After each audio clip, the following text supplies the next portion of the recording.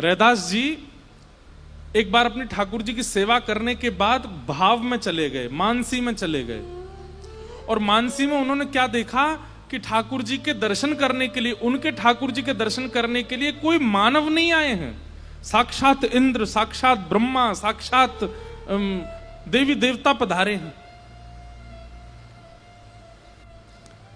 तो रैदास जी अपने ठाकुर जी का अभिषेक करके वो जल एक कठौते में लिया और भाव में सबको दे रहे थे। तो रैदास जी का प्रवचन और उनके कीर्तन सुनने के लिए बड़े बड़े राजा भी आया करते थे। काशी नरेश, काशी के राजा, वो भी रैदास जी के यहां सत्संग में आते थे। तो रैदास जी के सत्संग में आकर के काशी नरेश जैसे ही बैठे तो आप भावावेश में थे, और भावावेश में देवी देवता आए हैं ऐसा मान करके सबको चरणामृत ठाकुर जी का दे रहे थे। कई लोग तो पीछे हट जाते थे। रैदास जी का सत्संग सुनना है, कथा सुननी है, पर इनके हाथ से हमें कुछ लेना नहीं है। क्यों? चर्मकार है। ऐसी भावना लोग रखते थे। तो काशी नरेश जो थे उनके मन में भी थोड़ी भावना तो आई कि भैया ये चमड़ा बनाते हैं, चमड़े का काम करते हैं, इनके यहाँ के पानी भी शुद्ध तो नहीं होगा। ये भले ही चरणामृत कहकर के परोस रहे हैं, पर इसमें भी कुछ ना कुछ दोष तो होगा। लेकिन अब आ गया हूं तो सभा में पीछे हटना अच्छा नहीं लगा। मैं ही हट जाऊंगा तो सब हट जाएंगे। तो काशी नरेश ने हाथ आगे किया, रैदास जी ने चरणामृत दिया, और वो चरणामृत लेकर के काशी नरेश ने मुख के पास ले जाकर के पिया नहीं, पहले ही उड़ेल दिया ऐसे, और वो सारा उनके वस्त्रों पर गिर गया और सबको ऐसा दिखा कि इन्होंने पी लिया। लेकिन वो जो जल उनके वस्त्रों पर गिरा, उसकी छाप ऐसी बनी जैसे मानो केसर के जल की होती है ना, पीली पीली हल्दी के जल की छाप। सफेद वर्ण का वस्त्र पहना था, सब पीला पीला पीला हो गया नीचे तक। सत्संग सुनने के बाद काशी नरेश गए और अपने मंत्री आदियों का धोबी के यहां भिजवाओ, इसको धुलवा दो। जब कपड़े धुलने के लिए धोबी के यहां गए तो धोबी से कहा कि भाई देखो बहुत महंगी शेरवानी है राजा की, इसमें ज्यादा रगड़ा मत मारना और ये दाग जाना भी चाहिए। धोबी ने मन में विचार किया पूरा धोने का तो कोई मतलब बनता नहीं है, थोड़ी सी जगह पे ये पीला पीला धब्बा है, इतने पे ही जल डाल करके इसी को ठीक साफ करने का प्रयास करता हूं। और उसने जल डाल करके खूब किया, नहीं हटा, तो उसने सोचा मुख से दांतों से इसको करने का कोशिश करता हूं। और जब मुख में लेकर के जैसे ही उसने वो दांतों से किया, उसका एक कण उसके मुख में चला गया। चरणामृत का तो था ही वहां पर। और मुख से लगाने के बाद जब दांतों से उसको करने लगा, एक कण जब उसके मुख में चला गया, उसके बाद जब उसके नेत्र खुले तो उस कण का ऐसा प्रभाव हुआ, वो जिसको देख रहा है उसमें उसको ठाकुर जी दिखाई दे रहे हैं। सामने धोबी का गधा खड़ा था, उन्हीं को दंडवत कर, ओहो जय हो मेरे राम जी, धनुष लेकर के खड़े हो, आप कितने सुंदर लग रहे हो, आपकी बलैया ले लूं। और वो साथ में जितने लोग थे वो कहने लगे जे क्या कर रहे हैं, गधे को प्रणाम कर रहे हैं। बोले महाराज जी क्या कर, ए प्रणाम कर, राम जी आए साक्षात। अरे महाराज जी गधा है हमारा, इस पर कपड़े धोते हैं हम लोग। पीटने लगे, पागल तू गधा बोलता है, राम जी हैं ये। अब तो उनकी दृष्टि ऐसी हो गई, वो जहां जाएं उनको वृक्षों में राम जी दिख जाएं, उनको गधे में राम जी दिख जाएं, उनको कुकर सूकर में राम जी दिख जाएं। और हद तो तब हो गई जब अपने घर पहुंचे, पत्नी ने द्वार खोला तो पत्नी में साक्षात सीता जी दिखने लगी चरणों में। अरे जगदम्बा पराम्बा मेरी जानकी जी, मुझे सुबह से राम जी दिख रहे थे, मैं सोच रहा था आप अकेले क्यों हो। देवी आप दिख गई मुझको, आपके चरण धोऊंगा। जबरदस्ती पत्नी को बिठा करके नीचे पात्र रख दिया चरणों में, और चरण धो करके पत्नी रोकती जा रही है, नहीं नहीं मैं जानता हूं मां आप मुझे सेवा नहीं करने दोगी, पर मैं तो आपके चरण के धो करके जल पीऊंगा। पत्नी सोचने लगी हो क्या गया है इनको। जबरदस्ती पत्नी के चरणामृत निकाल के पी गए और पूरे घर में छिड़काव कर दिया। पत्नी आश्चर्यचकित है, ये हुआ क्या है इनको। बिस्तर पर नहीं सो रहे हैं, बाहर सो रहे हैं, आप परांबा हैं, आप साक्षात जानकी जी हैं, मैं आपके साथ कैसे रह सकता हूं? आप मेरी कुटिया में क्यों हैं? आपको तो राजभवन में रहना चाहिए। पत्नी बोली ये पागल हो गए हैं क्या? ये हुआ क्या है इनको?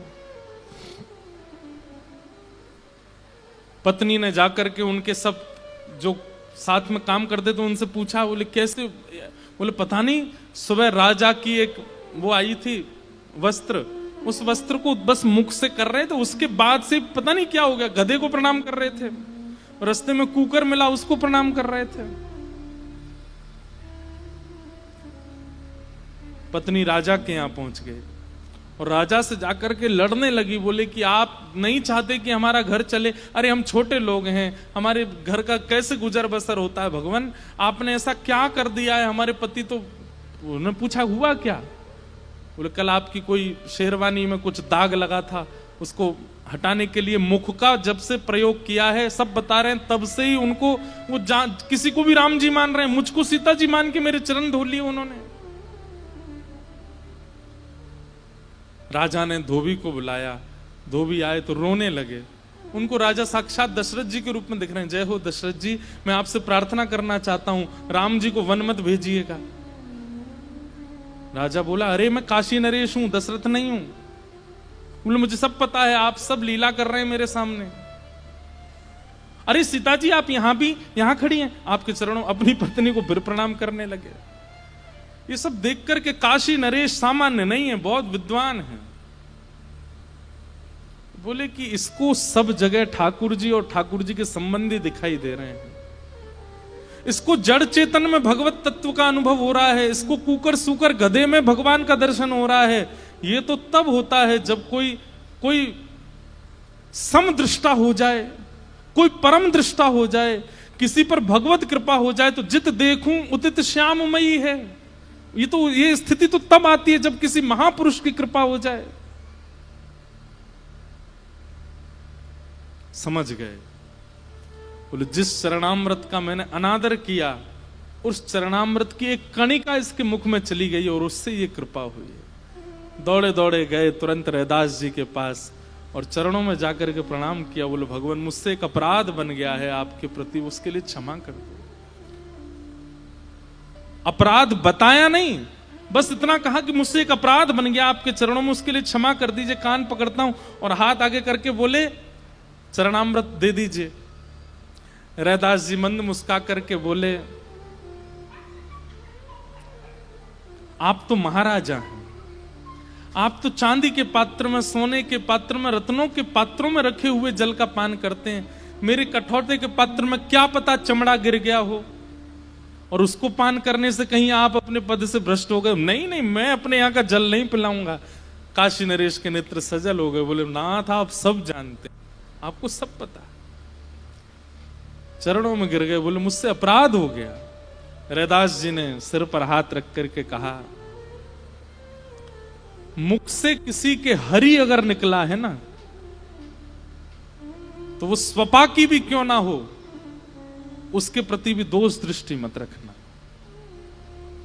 वो भले ही दोष युक्त है, उसका निर्णय ठाकुर जी करेंगे, पर तुम दोष मत देखना। किसी के मुख से एक बार श्री राधा शब्द आपने सुन लिया है, भले ही वो मद्यपान करता हो, आप उसको उसके भरोसे छोड़ दो। किशोरी जी देख लेंगे उसको क्या दंड देना है, पर आप उसके प्रति चित्त में दोष बुद्धि मत लाओ। इन तीन चीजों से सावधान रहिए बस। क्रोध से सावधान, ठाकुर जी कर देंगे। मोह से सावधान, ठाकुर जी कर देंगे। आदि आदि दोषों से सावधान, कथाएं आदि सुनकर के आप व्यवस्थित हो जाओगे।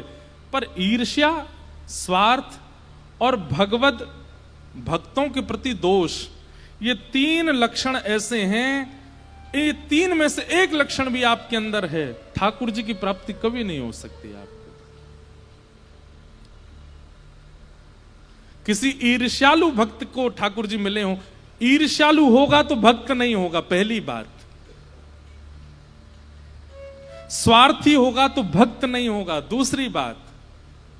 और वैष्णव अपराध करने वाला होगा तो भी भक्त नहीं होगा। ये तीन भक्त नहीं हो सकते, इनसे ठाकुर जी मिलते ही नहीं है। इसलिए बाकी के दोषों पर चिंता मत कीजिए। अगर ये दोष आपके अंदर हैं तो आपकी रातों की नींद उड़नी चाहिए, आपका भजन बढ़ना चाहिए, आपका सत्संग बढ़ना चाहिए कि मुझ में ईर्ष्या है क्यों, मुझ में स्वार्थ है क्यों। ईर्ष्या और स्वार्थ का उत्पन्न होने का एक सीधा सीधा अर्थ यह है कि आपका वीजा डिक्लाइन कर दिया गया है। जीवन में कभी वृंदावन का, वास्तविक वृंदावन का दर्शन नहीं कर पाओगे आप। समझ में आई बात? किसी देश का वीजा अगर रिजेक्ट कर दिया जाए तो उसका मतलब उस देश को आप कभी नहीं देख पाओगे इस जन्म में।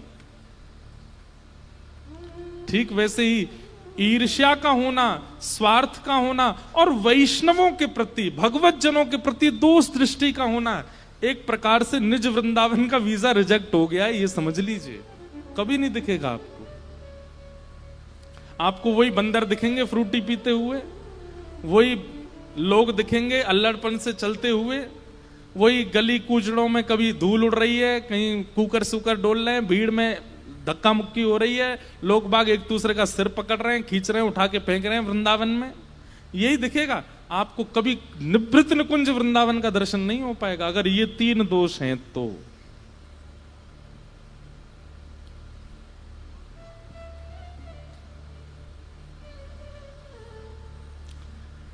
इसलिए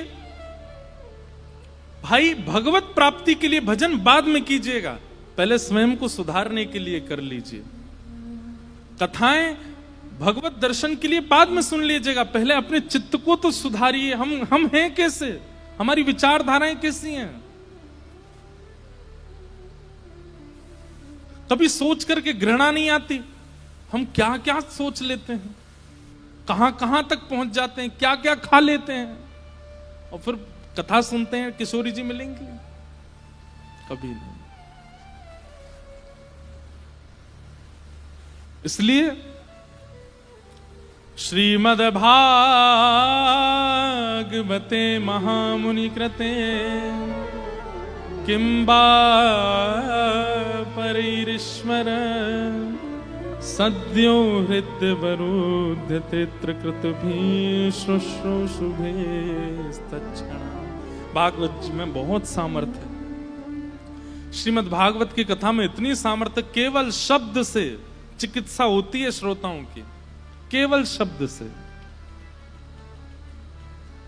इसलिए अपनी चिकित्सा के भाव से आइए कि हम बदलें, हम परिवर्तित हों, हमारा सुधार हो।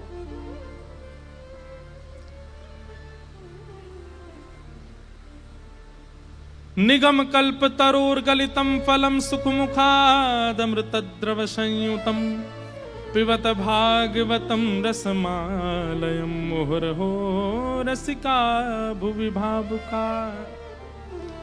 भागवत की कथा को खूब पियो। पीने का मतलब क्या है? पी हुई वस्तु तुरंत दिखने लगती है, पी हुई वस्तु का असर तुरंत होता है। जलपान किया तो तुरंत शीतलता आ जाती है,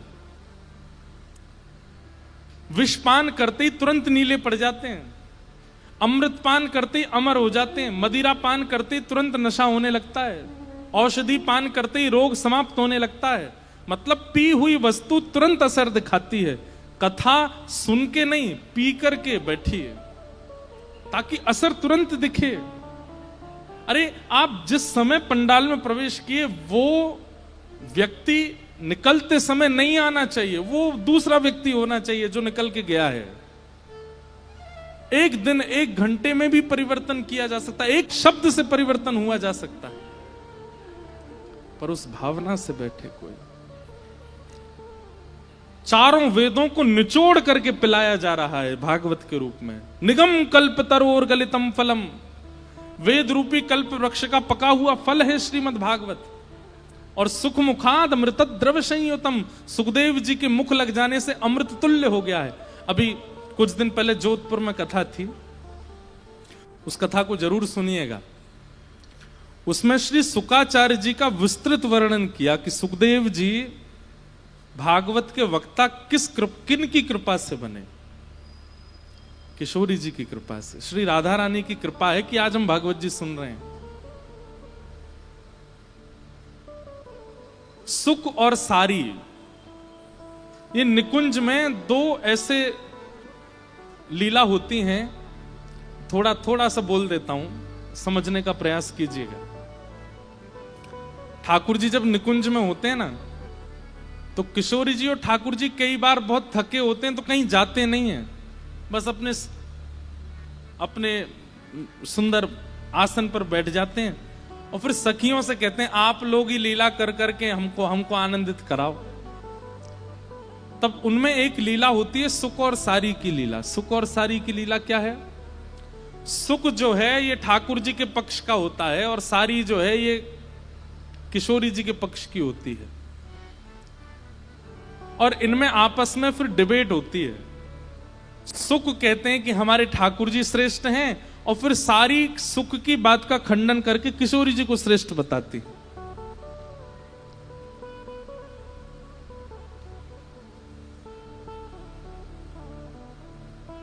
जैसे सुख कहेगा हमारो लाला तो ऐसो फल है जामे ना तो छिलका है और ना गुठली है, रस ही रस है।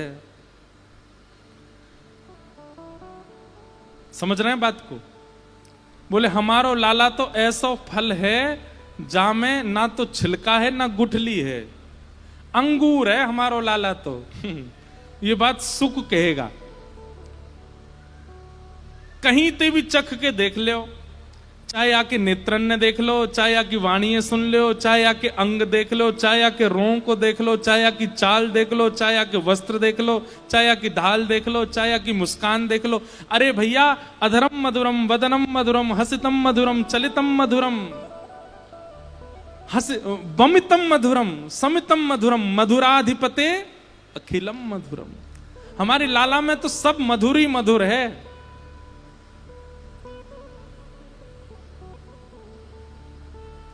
अब सारी को सुख की बात का कटाक्ष करना है और लॉजिकली कटाक्ष करना है, तो सारी क्या बोलती हैं? बोले हाँ तुम्हारो लाला बिना छिलका गुठली को फल है, लेकिन अंगूर नहीं है। तो कौन सा है? बोले गन्ना। कौन है? बोले गन्ना। बोले गन्ना काहे को? बोले गन्ना के छिलका में भी रस होवे और गुठलीवा में हो ही ना है, लेकिन गन्ना को स्वरूप दारी के जब तक निचोड़ो नहीं तब तक रस निकरे नामा में थे। अब जैसे आपने ताली बजाई ऐसे किशोरी जी ताली बजाती, वाह वाह वाह वाह, ये कितना अच्छा कटाक्ष किया। फिर ठाकुर जी कहते हैं हे सुख हम हार रहे हैं, जिता भैया। फिर सुख एक नई बात लेकर के आता है और फिर सारी उसका फिर कटाक्ष करती। बहुत अच्छा संवाद है, उस कथा में हमने विस्तार से बताया है। एक घड़ी ऐसी आती है कि सुख भगवान की रूप माधुरी का वर्णन करने लगता है, और रूप माधुरी का वर्णन करते करते करते करते करते करते करते उसके मुख से ठाकुर जी बगल में बैठे हैं, पर ठाकुर जी की रूप माधुरी का वर्णन सुनकर के किशोरी जी मोहित हो जाती हैं। जबकि ठाकुर जी बगल में ही बैठे हैं, लेकिन उसके मुख से सुनने में जो सुख मिल रहा है वो किशोरी जी को देखने में नहीं मिल रहा है। जब वो सभा पूरी हो गई तो किशोरी जी ने अपनी एक सखी को बुलाया, सुदेवी, और सुदेवी से कहा कि आज जो सुख बोल रहा था जरा उसको मेरे पास लेके आना। और किशोरी जी उसको अपने निकुंज में ले गई और निकुंज में जाकर के उसको बैठा दिया। बोले आज तुम कैसा वर्णन कर रहे थे ठाकुर जी के रूप का?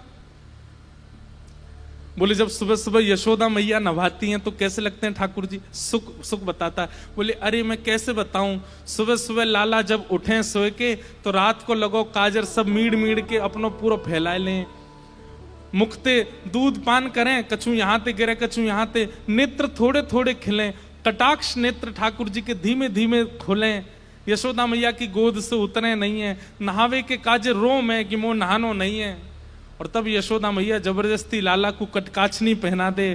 ठाकुर जी के हाथ ऐसे गदमदरासे हैं, ठाकुर जी को पेट ऐसा है, और जैसे ही यशोदा मैया जल डालती हैं तो ठाकुर जी के रोंगटे खड़े हो जाते हैं और ठाकुर जी मचल जाते हैं, यशोदा मैया से गले लग जाते हैं। मैया जल बहुत सीरो है, या कुने तातो कर दे। सीरे को मतलब ठंडो और ताते को मतलब गर्म। ठाकुर जी कहें मैया जल बहुत सीरो है, या तातो कर दे। फिर यशोदा मैया जल ताता करती हैं, फिर ताते जल को छू छू करके ठाकुर अब भी सीरो या तातो कर दे। और ताता हो जाता है। फिर जैसे ही यशोदा मैया डालती हैं तो अरे मैया तेने तुम्हें जराए दियो, इतना तातो है गो, लाला तेरो नावे को मन नहीं है। और ये सब चर्चाएं सुन के किशोरी जी इतनी प्रसन्न हो रही हैं,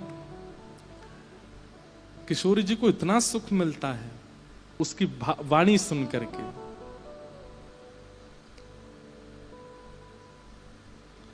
अब तो किशोरी जी कभी निकुंज में जाती हैं, कभी वन में जाती हैं, कभी कक्ष में बैठी होती हैं, कहीं भी वो सुख साथ ही रहता है। इसलिए कई स्वरूपों में आपने देखा होगा किशोरी जी के कभी कंधे पर सुख बैठा है, कई घरों में सेवा में भी जैसे किशोरी जी की ऐसी मुद्रा है तो यहाँ पे एक सुख बैठा देते हैं। क्यों? ठाकुर जी का गुणानुवाद सुनाता है किशोरी जी को, और किशोरी जी को इतना भाता है, इतना भाता है, उसके भाव इतने प्रिय लगते हैं किशोरी जी को। तब किशोरी जी कहती हैं कि इस भाव से कितने रसिकों का कल्याण होगा। हे सुख तुम पृथ्वी पर जाओ और पृथ्वी पर जाकर के ठाकुर जी के यश का गुणगान करके आओ। तब वही किशोरी जी का सुख पृथ्वी पर श्री सुखदेव जी महाराज के रूप में प्रकट हुए और श्रीमद् भागवत की कथा को जन जन तक पहुंचाया। भैया या व्यास पीठ पे बैठवे वारो वक्ता भी किशोरी जी की कृपा होएगी तो ही बोल सके, नहीं तो बोल नहीं सके। और बोल तो देखो, बोल तो कोई भी सके, लेकिन वाके बोलवे ते परिवर्तन तब ही होएगा जब किशोरी जी की कृपा होएगी। हमारी किशोरी जी की कृपा से सुख प्रादुर्भाव होता है और ऐसे श्री सुकाचार्य जी महाराज प्रकट हुए। इसीलिए कहा गया सुख मुखाद अमृत द्रव संयुतम। श्रीमद् भागवत की कथा रस युक्त है, पर सुखदेव जी के मुख से निर्झरित होने के बाद अमृत के समान हो गई है। क्यों? क्योंकि ये सुखदेव जी हमारी किशोरी जी के द्वारा भेजे गए हैं, किशोरी जी के कृपा पात्र हैं। बैठी रहूं कुंजन के कोने, बैठी रहूं कुंजन के कोने, श्याम राधिका गाऊं, श्याम राधिका गाऊं, किशोरी तोरे चरणन की रज पाऊं, किशोरी तोरे चरणन की रज पाऊं, किशोरी तोरे चरणन की रज पाऊं, किशोरी तोरे चरणन की रज पाऊं। बैठी रहूं कुंजन के कोने, बैठी रहूं कुंजन के कोने, बैठी रहूं कुंजन के कोने, बैठी रहूं कुंजन के कोने, श्याम राधिका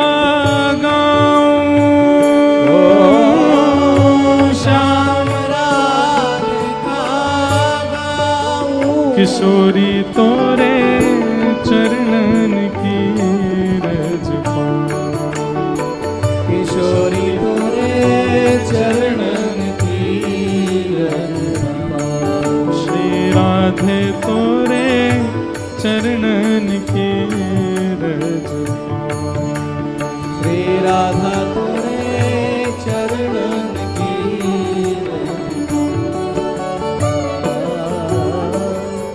जारज को ब्रह्मादिक तरसत, जारज को ब्रह्मादिक तरसत, जारज को ब्रह्मादिक तरसत, जारज को ब्रह्मादिक तरसत, सूरज शीश चढ़ाऊं, सूरज शीश चढ़ाऊं, सूरज शीश चढ़ाऊं, सूरज शीश चढ़ाऊं। हमारे सप्तनिधियों के पद में जो छठवें ठाकुर हैं जुगल किशोर, उनको जिन्होंने प्रकट किया, क्या नाम है बताओ? हरिराम व्यास, व्यास जी महाराज, उनका ये पद है, बहुत सुंदर पद है। और मैं तो कहता हूं कि भाई ब्रज प्राप्ति की इच्छा हो ना, इस पद को रोज गाया करो, रोज अपने ठाकुर जी के सामने सुनाया करो। व्यास स्वामिनी की छवि निरखत, व्यास स्वामिनी की छवि निरखत, व्यास स्वामिनी की छवि निरखत, व्यास स्वामिनी की छवि निरखत। विमल विमल जस गाऊं, विमल विमल जस गाऊं। विमल विमल यश गाऊं, विमल विमल जस गाऊं। किशोरी तोरे चरणन की रज पाऊं, किशोरी तोरे चरणन की रज पाऊं। श्री राधे तोरे चरणन की रज पाऊं, श्री राधे तोरे चरणन की रज पाऊं। श्री श्यामा तोरे चरणन की रज पाऊं, मेरे श्यामा तोरे चरणन की रज पाऊं। श्री राधे तोरे चरणन की रज पाऊं, श्री राधे तोरे चरणन की रज पाऊं। सुख मुखादमृत द्रव संयुतम। तो भागवत जी भी आज हम सब के मध्य में जो सुकाचार्य जी के रूप से प्रकट हुई हैं, वो भी किशोरी जी की कृपा है, किशोरी जी की कृपा से। और भागवत जी को सुनना नहीं है, पीना है। वो परिवर्तन 9 बजे कथा विश्राम पर परिवर्तन आना चाहिए, तब कथा सुनने की योग्यता है। नहीं तो इतना धन का खर्चा, इतना सब व्यवस्थाओं का कोई औचित्य नहीं है। वो परिवर्तन दिखना चाहिए आपके भीतर, और परिवर्तन नहीं भी आया तो परिवर्तन करने का संकल्प होना चाहिए कि अब ये परिवर्तन, अब ये बदलाव अपने जीवन में करना है। इस प्रकार भागवत जी का मंगलाचरण कहा गया। अब सौनकादि ऋषियों ने 88,000 ऋषियों ने सूत जी से 6 प्रश्न किए। किम श्रेय शास्त्र सारः क स्व अवतार प्रयोजनम, किम कर्म के अवतारश्च धर्म कम शरणम गतः। और इन 6 प्रश्नों में ही अब भागवत की कथा है। सबसे पहला प्रश्न कौन सा है? किम श्रेय, ठाकुर जी के अवतार का श्रेय किसको जाता है? ठाकुर जी किसके लिए आते हैं इस धराधाम पर? अपने भक्तों के लिए आते हैं कि राक्षसों के वध के लिए आते हैं? कहीं ना कहीं लोगों के मन में ये भ्रांति होती है कि रावण का इतना ज्यादा अतिक्रमण हो गया था इसलिए राम जी को आना पड़ा। कई लोगों के मन में ये भावना आ जाती है कि कंस का इतना ज्यादा पाप बढ़ गया था इसलिए श्री कृष्ण को आना पड़ा। नहीं भाई, ठाकुर जी अगर नहीं चाहे ना तो कंस और कृष्ण, कंस और रावण ये जन्म ही नहीं लेंगे। पर वैष्णव भक्त का जो मन होता है ना, वो ठाकुर जी के द्वारा निर्मित नहीं होता, वो अपने आप अपने प्रेम भाव से निर्माण करता। देखो बहुत अच्छी बात समझ में आ रही है, सुनिएगा ध्यान से। राक्षस कौन? जिसके मन का निर्माण संसार की माया करती है, वो राक्षस है। राक्षस कौन? जो संसार के भोगों के प्रति सदा संलिप्त रहता है और भोग भोगना ही उसकी पहली उम्मीद होती है। और भोग भोगने की इच्छा उसके चित्त में आती कहां से है? संसार की माया से। लेकिन भक्त के चित्त का निर्माण कौन करता है? कोई जन्म से ही भक्त नहीं हो जाता, मातृ गर्भ से ही बिल्कुल भक्त बनकर के प्रकट नहीं होता। कोई वैष्णव, कोई संत, कोई महापुरुष, किसी की वाणी, किसी की कथा, किसी के वचनामृत सुनकर के मन में परिवर्तन आता है। मतलब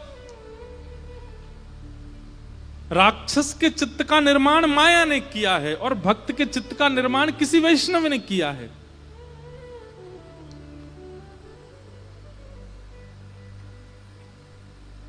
माया के द्वारा निर्मित जो चित्त है उसके प्रति ठाकुर जी का आकर्षण नहीं होता। क्यों? क्योंकि माया भगवान ही है, माया भगवान की है। लेकिन संत के द्वारा निर्मित जो चित्त होता है उससे ठाकुर जी बड़े प्रसन्न होते हैं, उसके प्रति ठाकुर जी का बड़ा आकर्षण होता है।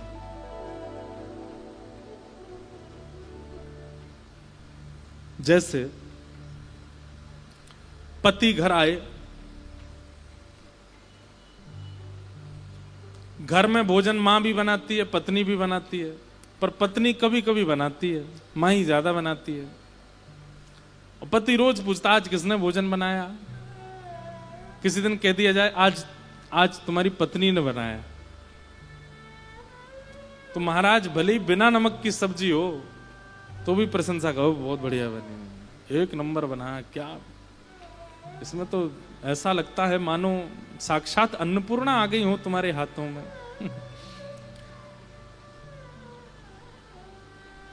ठीक वैसे ही संतों के द्वारा निर्मित जो भाव होता है ना किसी के चित्त का, ठाकुर जी उसके भले ही वो बिल्कुल अपूर्ण हो फिर भी ठाकुर जी को अच्छा लगता है कि किसी महापुरुष की, किसी वैष्णव की वाणी सुनकर के इसका चित्त निर्मित हुआ है, मैं इसका स्वीकार करूं, मैं इसको ग्रहण करूं। ठाकुर जी को अच्छा लगता है। तो सबसे पहला प्रश्न कि भगवान के अवतार का श्रेय किसको जाता है? राक्षसों के लिए नहीं आते ठाकुर जी, भक्तों के लिए आते हैं। उनके मन को हरण करना नहीं, उससे कोई औचित्य नहीं, हमारे मन को लेने के लिए ठाकुर जी आते हैं। चित्तम सुखेन भवता पहितम ग्रहेशु, श्रीमद् भागवत के रासपंच अध्याय में गोपियां कहती हैं कि हमारा मन आपके पास है, वो मन हमें वापस कर दो तो हम चली जाएंगी। ठाकुर जी कहते हैं मन एक बार मैं जिसका ले लेता हूं फिर वापस नहीं कर पाता। एक बात तो सत्य है, संसार में ये मन कहीं भी लगा हो एक ना एक दिन वहां से बिछुड़ेगा। जैसे किसी का मन धन में लगा है, एक दिन धन से उठ जाएगा। किसी का मन पत्नी में लगा है, एक दिन उठ जाएगा, बुरा नहीं मानना। किसी का मन बच्चों में लगा, बच्चों से भी उठ जाएगा। किसी का मन संसार में लगा, वहां से भी उठेगा। रसगुल्ला जलेबी मिठाइयों में लगा, वहां से भी उठ जाएगा। बड़ा पाव में लगा, वहां से भी उठ जाएगा। चाय में लगा, चाय से भी उठ जाएगा। लेकिन एक बार यदि ये मन परिपूर्ण रूप से ठाकुर जी में लग गया, ये वहां से कभी नहीं उठता हुआ दिखा, आज तक नहीं उठा किसी का। और अगर किसी का उठा, किसी का मन उठा है, तो इसका मतलब लगा ही नहीं था, इसीलिए उठ गया। मन अगर उठा है, कि कई लोग आकर के कहते हैं ना, महाराज जी पहले बहुत अच्छा भजन होता था, पहले कथा भी होती थी, पहले सब भाव अच्छे होते थे, आजकल नहीं हो रहा। तो इसमें दो कारण हो सकते हैं, या तो पहले मन लगा ही नहीं था, आपको भ्रांति हुई थी कि आपका मन लग गया ठाकुर जी के प्रति, पहले लगा ही नहीं था। और या फिर दूसरा कारण हो सकता है कि आपने किसी वैष्णव का अपराध किया होगा, इसलिए कुछ देर के लिए ठाकुर जी ही कनेक्शन हटा देते हैं। क्षमा प्रार्थी हो जाओ, वैष्णवों से प्रार्थना कर लो, फिर से लग जाएगा। और वैष्णव प्रार्थना करने के बाद भी नहीं लग रहा है, इसका मतलब वो पहले ही नहीं जुड़ पाया था। प्रयास कीजिए, फिर से कोई सदगुरु संत कृपा करें, वैष्णव कृपा करें, तब लगेगा।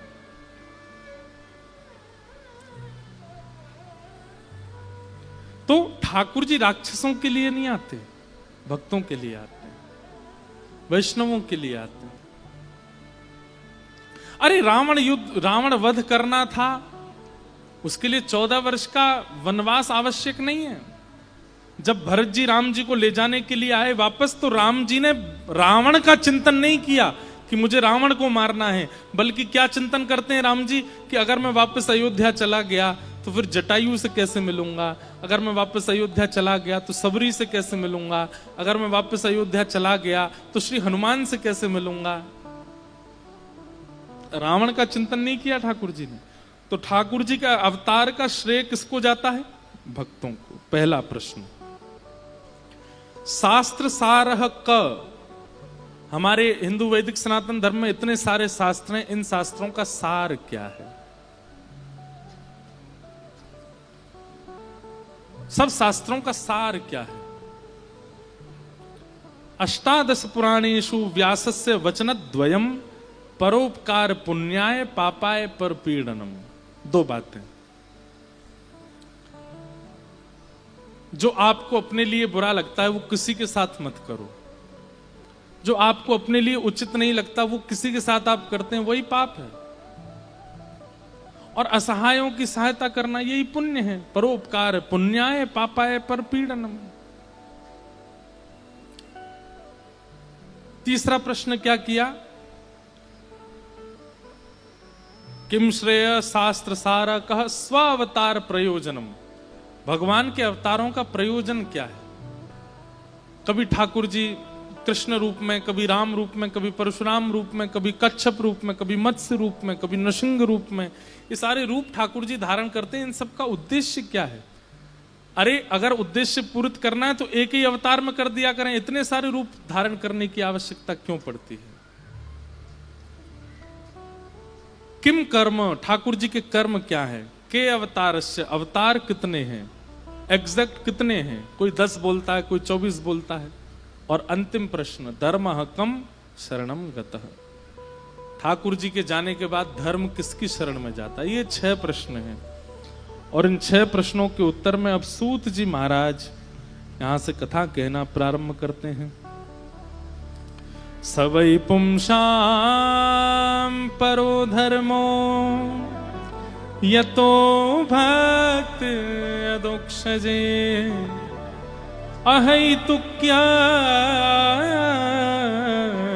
प्रतिहता ययात्मा संप्रसीदते। एक बात सुनिएगा, ज्ञान का फल क्या है? वैराग्य का फल क्या है? ज्ञान का फल, वैराग्य का फल, भक्ति का फल, इन सबका फल केवल एक है। क्या? अहैतुक्य प्रतिहता, ठाकुर जी के प्रति अहैतुकी भक्ति होना। अहैतुकी भक्ति किसको कहते हैं?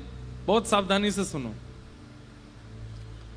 कई बार बहुत विस्तार से इस भाव को हम बताते हैं।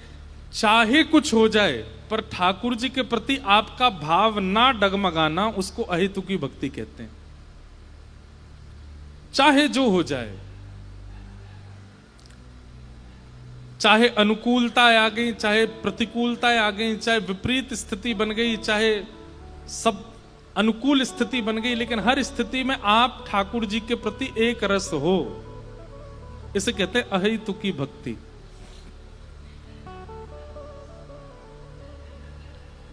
आपको चिंता इस बात से नहीं होती कि धन की जरूरत है या अन्न की जरूरत है या इसकी जरूरत है या उसकी।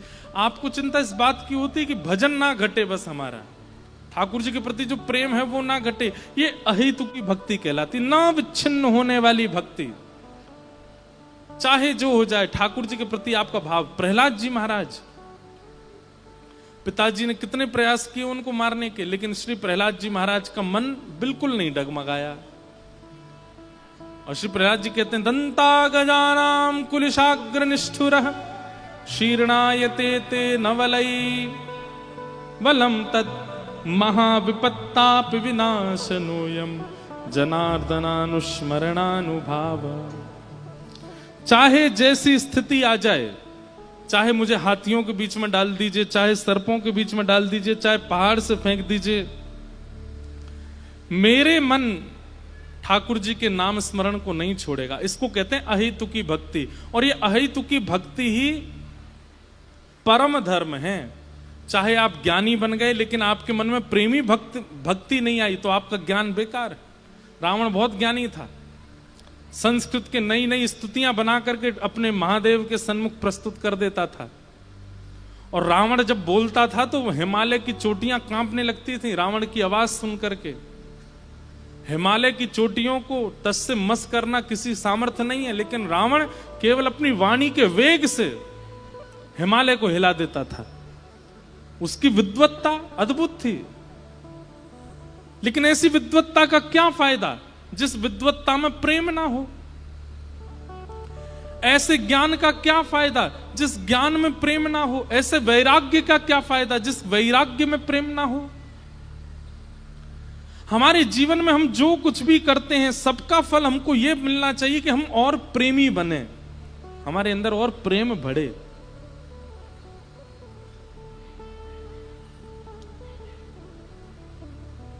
आप धनवान बनते हैं और प्रेमी नहीं बने तो आपका धन कमाना व्यर्थ है। आप बहुत संपत्तिवान, ऐश्वर्यवान, योग्यवान बन गए, लेकिन आपके चित्त में प्रेम की सुगंधी नहीं है तो आपने जो जो कमाया सब व्यर्थ है। लेकिन आपने सब प्राप्त करते हुए भी अपने प्रेम को नहीं डगमगाने दिया, प्रेम की स्थिति नहीं घटी है, तब समझो कि ठाकुर जी की प्रसाद रूप में आप धन कमा रहे हो, प्रसाद रूप में ऐश्वर्य कमा रहे हो, प्रसाद रूप में संपत्ति कमा रहे हो। ठाकुर जी के बिना प्रसाद की वस्तु पाओगे तो प्रेम घटेगा, लेकिन ठाकुर जी के प्रसाद से अगर जीवन में कुछ भी आएगा तो प्रेम बढ़ेगा। समझ में आई बात? प्रेम वर्धन यदि नहीं हो रहा है, आपके अंदर सरलता, दीनता, दैन्यता, प्रियता, इन सब का प्रादुर्भाव नहीं हो रहा तो आपका सब कुछ करना व्यर्थ है संसार में। लोग लगभग अनईजी हो जाते हैं बहुत धनवान होने के बाद। लोग लगभग दीनता का त्याग कर देते हैं एक श्रेष्ठता प्राप्त करने के बाद।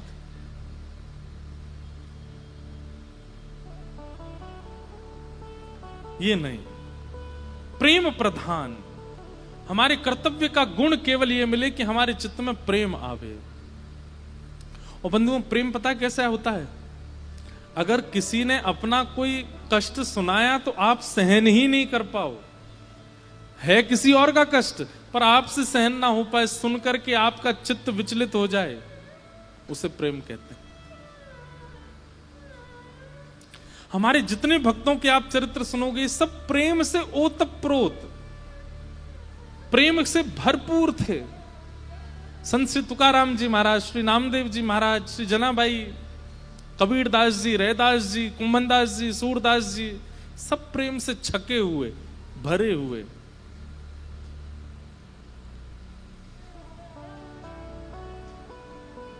भक्तिमती मीराबाई कहती हैं, मीराबाई को किसी ने कहा, ए मीरा, तेरे को भजन करना अच्छा लगता है, तेरे को नाम गाना अच्छा लगता है, तो एकांत में किया कर, ये सबके सामने क्यों करती है? तू बीच में खड़े होकर के क्यों गाने लग जाती है? और तुझे पता है कि तेरे देवर को बिल्कुल अच्छा नहीं लगता, तेरे पति की मृत्यु हो गई, तेरे ससुर जी एकमात्र ससुराल में थे जो तेरे पक्ष के थे, वो भी चले गए, अब तेरी ननद और तेरे देवर ये दोनों तुझ पर कुठाराघात करते हैं, फिर भी तू इनके सामने कीर्तन करती है, क्यों करती है? अरे भाई, वो राजा है, उसको मना के रखना पड़ता है, वो अगर नाराज हो गया तो? मीराबाई का उत्तर इतना सुंदर, बोले ये तो राजा है, पर मैं जिसका नाम गाती हूं वो तो महाराजा है, वो नाराज हो गया तो? ये तो एक मेवाड़ क्षेत्र का राजा है और मैं जिनका नाम गाती हूं वो तो तीनों लोकों का राजा है, वो तो पूरे ब्रह्मांड का राजा है। ये राजा रूठेगा तो ज्यादा से ज्यादा क्या करेगा? मुझे अपने नगर से निकाल देगा, क्योंकि मारने का प्रयास तो कर चुका, मर तो मैं पाई नहीं, इसने विष पिलाया, क्या क्या नहीं किया, मर तो मैं पाई नहीं, वो मार तो मुझे नहीं सकता, ज्यादा से ज्यादा क्या करेगा? अपने अपने नगर से निकाल देगा। लेकिन वो राजा नाराज हो गया तो अरे नरक में भी जगह नहीं मिलेगी फिर मुझे, फिर कहां जाऊंगी मैं तो गोविंद रा गुण गासूं, राणा जी रूठे तो मने काये कर से, मैं तो गोविंद राग राणा जी रूठे तो मने का। बहुत अच्छा पद है। मैं तो गोविंद राग गुण गासूं, राणा जी रूठे तो मने काए कर से। मैं तो गोविंद राग राणा जी रूठे तो मने। समझ में आ रहा है? ये राणा रूठ करके क्या कर लेगा मेरा? मैं तो गोविंद का गुण गाऊंगी। और फिर क्या कहती हैं? चरणामृत को नियम हमारो, चरणामृत को नियम हमारो। नित उठ दर्शन जासूं, नित उठ दर्शन जासूं। अरे व्यसनी व्यक्ति होता है ना, जिसको व्यसन होता है, किसी को पीने का व्यसन होता है, किसी को इसका व्यसन होता है। व्यसनी व्यक्ति अपने व्यसन की वस्तु छोड़ता नहीं है, नियम से करता है। मीराबाई कहती है मैं भजन क्यों छोड़ दूं, मैं ठाकुर जी का स्मरण क्यों छोड़ दूं? जब व्यसनी अपना व्यसन नहीं छोड़ता तो मैं अपना भजन क्यों छोड़ूं, और वो भी किसी और के लिए? अरे क्या व्यसनी ने अपनी माता पिता की चिंता करके व्यसन छोड़ा? क्या व्यसनी ने अपनी पत्नी की बच्चों की चिंता करके अपना व्यसन छोड़ा? तो फिर मैं भक्त होकर के अपनी भक्ति क्यों छोड़ दूं? अरे व्यसनी से तो अच्छी हूं मैं। चरणामृत रो नियम हमारो, चरणामृत रो नियम हमारो। और नित उठ दर्शन जासूं, नित उठ दर्शन जासूं। और हरि मंदिर मां नृत्य करासा, हरि मंदिर मां नृत्य करासा। मैं घूंघरिया घम कासूं, मैं घूंघरिया घम कासूं। मैं तो गोविंद रा गुण गासूं, राणा जी रूठे तो मने काए कर से। मैं तो गोविंद रा गुण गासूं, राणा जी रूठे तो मने काए। और जो मीराबाई को रोक रही थी कि तू मत गाया कर, उसका हाथ पकड़ करके मीराबाई कहती चल तू भी गा, तू भी नाच मेरे साथ, चल राणा के सामने जाके नृत्य करेंगे। अरे हमको उससे क्या फर्क पड़ता है? राम नाम में, कृष्ण नाम में क्या लाभ है उसको सुन ले। बोले तू मुझे रोक रही है कि गोविंद नाम मत गाया कर, राम नाम मत गाया। अरे तुझे क्या पता है? राम नाम रो जहाज चला स्या, राम नाम रो जहाज चला सा। जो भव सागर तर जासूं, जो भव सागर तर जासूं। हे यह संसार बाढ़ का कांटा, यह संसार बाढ़ का कांटा। जो लगत नहीं जासूं, जो लगत नहीं जासूं। अरे ये संसार कांटा है, इसको रिझाने के लिए कब तक जिएगी तू? मीराबाई कह रही है। अरे संसार को कब तक रिझाएगी? कब तक पति को, बच्चों को, पत्नी को, इसको उसको, इनको सबको रिझा? ठीक है व्यवहार करना चाहिए, लेकिन हरि विमुख लोगों को रिझाने की जरूरत नहीं है। जो हरि से प्रेम नहीं करते उनके लिए क्यों जीना है? मीरा के प्रभु गिरधर नागर, मीरा के प्रभु गिरधर नागर। हे गिरधर नागर प्यारे नटवर नागर, गिरधर नागर प्यारे नटवर नागर। हे मीरा के प्रभु गिरधर नागर, मीरा के प्रभु गिरधर नागर। हे मीरा के प्रभु गिरधर नागर।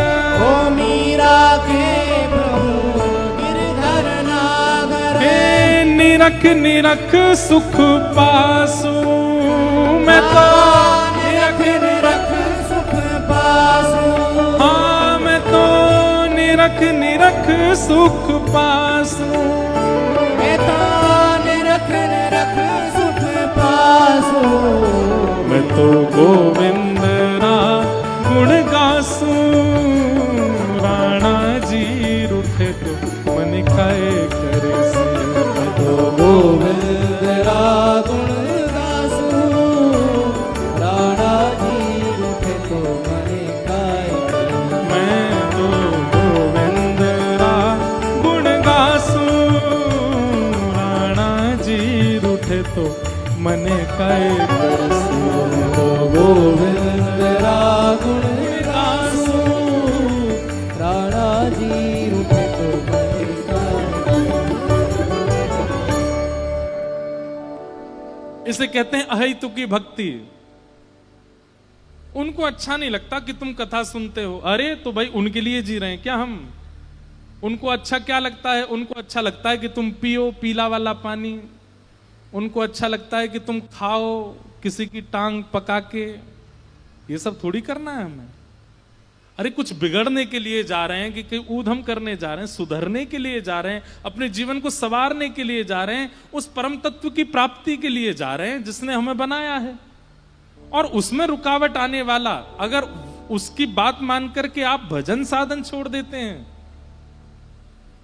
तो आप यही समझिएगा आपने भजन नहीं छोड़ा, ठाकुर जी ने आपको छोड़ दिया। आपने कथा नहीं छोड़ी है, ठाकुर जी ने आपको छोड़ दिया है।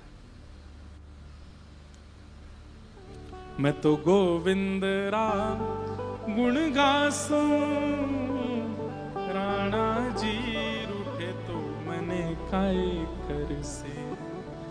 तुकाराम जी महाराज एक बहुत अच्छा उदाहरण है उन लोगों के लिए जिनका लाइफ पार्टनर विपरीत है। जो वैष्णव यहां बैठे हो तो इसका मतलब वैष्णव हो। और अगर आप लोगों के जीवन साथी उनको प्रिय नहीं है कि आप कथा सुनते हैं, आप वृंदावन जाते हैं, आप तिलक लगाते हैं, आप नाम जप करते हैं, आप ठाकुर जी की सेवा करते हैं, तो तुकाराम जी को गुरु मान लो अपना। तुकाराम जी की पत्नी भी अनुकूल नहीं थी बिल्कुल भी, इसलिए तुकाराम जी क्या करते थे, एक घर के बाहर एक पहाड़ जैसा था, उस पर जाके बैठ जाते थे, वहां अपने नियम साधन करते थे। ठाकुर जी को भी घर से ले गए थे तुकाराम जी, वहीं सेवा करते थे, घर में लाते ही नहीं थे, पत्नी को प्रिय नहीं लगता। लेकिन पत्नी से कभी लड़ते नहीं, झगड़ते नहीं, पत्नी मारपीट भी कर देती, कभी कभी डांट भी देती तो सुन लेते, जो आज्ञा। क्यों? तुकाराम जी बोलते अगर ये भी मेरे अनुकूल हो जाती तो इससे भी प्रेम हो जाता मेरा, बढ़िया है। प्रतिकूल रहती है तो इसके बट का जो प्रेम है वो भी मैं विट्ठल को दे देता हूं, वो भी मैं ठाकुर जी को दे देता हूं। हाँ, आज्ञा मानते थे पत्नी की, जो बोलती थी करते थे, जैसा बोलती वैसा मानते। एक बार पत्नी ले आई बहुत सारे गन्ने और तुकाराम जी को दे दिया, बोले लो बेच के आओ इनको बाहर, और इनको बेच के धन लेकर के आना, और एक गन्ना इतने का बिकेगा, इसके अनुसार इतना धन आना चाहिए, नहीं आवे तो घर लौट के मत आना। तुकाराम जी बोले जो आज्ञा दो। गन्ने लेके गए, रास्ते में बहुत सारे बच्चे मिल गए, बच्चों ने कहा हमें गन्ना चाहिए, गन्ना। तब टॉफी तो होती नहीं थी उस जमाने में, कोई बुढ़िया के बाल तो होते नहीं थे, गन्ना ही टॉफी होती थी बच्चों के लिए, अंगूर ही टॉफी होते थे, ये मीठे फल ही बच्चे खाते थे। तो गन्ना देख करके बच्चे पीछे पड़ गए तुकाराम जी के। तुकाराम जी एक एक निकाल निकाल के देते गए, सारे बच्चों में बांट दिए, एक गन्ना बचा। लौट करके घर आए, पत्नी बोली आहा कितने अच्छे हो आप, सारे गन्ने बेकाए, एक बचा है बस, इन सबके अनुसार इतना रुपया होना चाहिए, लाओ दो। तुकाराम जी बोले देवी, गन्ना चले जाते सारे तो नीरस पैसा मिलता, उसमें तो रस होता नहीं है। पैसे में कोई रस होता है? पैसा तो नीरस है, उसको खा करके कहां हमारी जीव में। ठाकुर जी ने बहुत बढ़िया कृपा की, एक गन्ना बच गया, इससे मैं और तू दोनों रस लेंगे, और बाकी के गन्ने जो हैं ये मैं सब बच्चों में बांटी आया हूं। पैसा लेकर के नहीं आया। छोटे छोटे बच्चे मिल गए, उन सब में बांट दिए, एक ही बच्चा है। पत्नी ने पकड़ करके गन्ना एक दिया कमर पे घुमा के, सोई दो हो गए वो। तुकाराम जी बोले, देवी मुझे तो लगता था तुम बस सुंदर हो, लेकिन आज मुझे पता चला तुम तो बुद्धिमान भी हो। एक गन्ने में से दो कैसे खाते, तुमने दो कर दिए, एक तुम खाओ एक मैं खाऊंगा। अरे मेरी कितनी बुद्धिमान पत्नी है। प्रतिकूल पत्नी थी श्री तुकाराम जी महाराज की, पर श्री तुकाराम जी उससे निराश नहीं रहते थे, भगवत प्रसाद मान के उसको स्वीकार। देखिए प्रसाद का एक नियम है, वो गिर भी जाए ना तो भी पा लिया जाता है। प्रसाद का एक नियम है, जो प्रसाद नहीं है वो गिर जाए तो उसको फेंक दिया जाता है, लेकिन प्रसाद ठाकुर जी ने जो दिया है, अगर वो पृथ्वी पर गिर भी जाए तो भी उठा के पाने का विधान है, वो अपवित्र नहीं होता। अगर आप वैष्णव हो, तिलक लगाते हो, कंठी पहनते हो, कथा सुनते हो, इसका मतलब क्या है? आपका संपूर्ण जीवन प्रसाद है, और जीवन में आने वाली हर घटना, हर व्यक्ति प्रसाद है, चाहे वो प्रतिकूल है चाहे अनुकूल है, सबको स्वीकार करो, सबको ग्रहण करो। एक बार तुकाराम जी महाराज के पास में, मुझे बहुत अच्छी लगती है बात, तुकाराम जी महाराज के पास गांव का एक बालक गया। तुकाराम जी बोले, क्या बात है बालक, तुम क्यों आए? बोले, प्रभु मेरे पूरे खानदान के लोग मेरे पीछे पड़े हैं कि तुम ब्याह कर लो। मैंने सब लोगों से कहा है कि अगर तुकाराम जी बोलेंगे तो ब्याह करूंगा, क्योंकि मुझे पता है आप कभी हां नहीं बोलोगे। आपकी पत्नी जो करती है आपके साथ पूरे गांव को पता है। दूध का जला छाछ भी फूंक फूंक के पीता है। आप जब स्वयं इतना भोग रहे हैं तो आप मेरे घर वालों से मना कर देंगे ना कि मेरा ब्याह नहीं होना चाहिए? तुकाराम जी बोले, हाँ ठीक है, घर वालों को बुलाओ। घर वाले आए, बोले तुकाराम जी अगर बोलेंगे तो ही ब्याह करूंगा। सबने जाके तुकाराम जी से कहा, क्या आज्ञा है? बोले, इसका अभी ब्याह करा दो। तो व्यक्ति बोला, ये तो आपकी बात गलत है, ये तो वो वाला स्वभाव हो गया कि मैं जलाऊं तो तू क्यों बचे। आपने ऐसा क्यों बोला? तुकाराम जी बोले, पहले घर वालों को भेजो तब बात करेंगे। घर वाले चले गए, उसको बोले, देख ब्याह कर ले, अनुकूल पत्नी आ गई तो बढ़िया, कोई दिक्कत नहीं, कोई टेंशन नहीं, जैसा तू वैसी तेरी पत्नी।